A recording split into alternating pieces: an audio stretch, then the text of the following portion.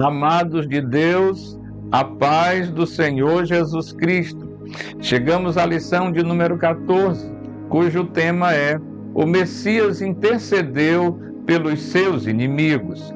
O texto profético está no livro de Isaías, no capítulo 53, versículo 12, que diz: por isso eu lhe darei muitos como a sua parte, e com os poderosos repartirá ele o despojo, porquanto derramou a sua alma na morte, foi contado com os transgressores, contudo levou sobre si o pecado de muitos, e pelos transgressores intercedeu. Talvez esta tenha sido uma das mais difíceis tarefas de Jesus no momento da crucificação, interceder pelos seus inimigos.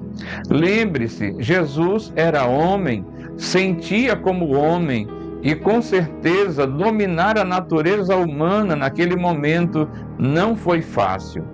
Jesus, como já estudamos, estava sofrendo dores excruciantes, e ele sabia quem eram os responsáveis por tudo aquilo. Naquele momento, e quando todos esperavam que ele dissesse impropérios, revidasse as injúrias e os insultos, que ele falasse algo sobre se vingar daqueles que estavam lhe proporcionando dores físicas e emocionais, ele, em um esforço sobre-humano, força os seus pés e braços para alcançar um pouco de ar nos pulmões e brada: Pai, perdoa-lhes, porque não sabem o que fazem. Lucas 23, 34. As multidões e os soldados romanos já haviam visto muitas execuções, mas nunca haviam visto alguém sendo executado pedindo perdão pelos que ele executavam. Nenhuma palavra de grosseria, nenhuma palavra de ódio ou rancor saía da boca do Messias. O apóstolo Pedro recomenda seguirmos o seu exemplo.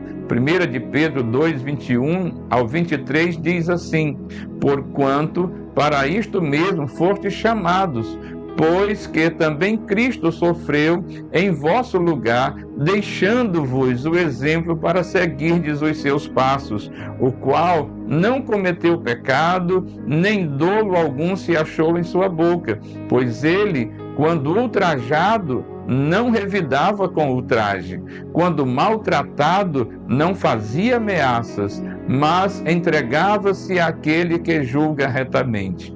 Jesus é um exemplo a ser seguido, pois ao lermos sobre o seu sofrimento e martírio, encontramos exatamente a descrição feita por Pedro. Sabemos que duas coisas não são fáceis de fazer. Uma é amar os nossos inimigos e a outra é orar por aqueles que nos perseguem. Mas foi isto que Jesus ordenou fazer em Mateus 5,44, que diz: eu, porém, vos digo, amai os vossos inimigos e orai pelos que vos perseguem. O apóstolo Paulo, no mesmo espírito, diz em Romanos 12,14: abençoai os que vos perseguem, abençoai e não amaldiçoeis.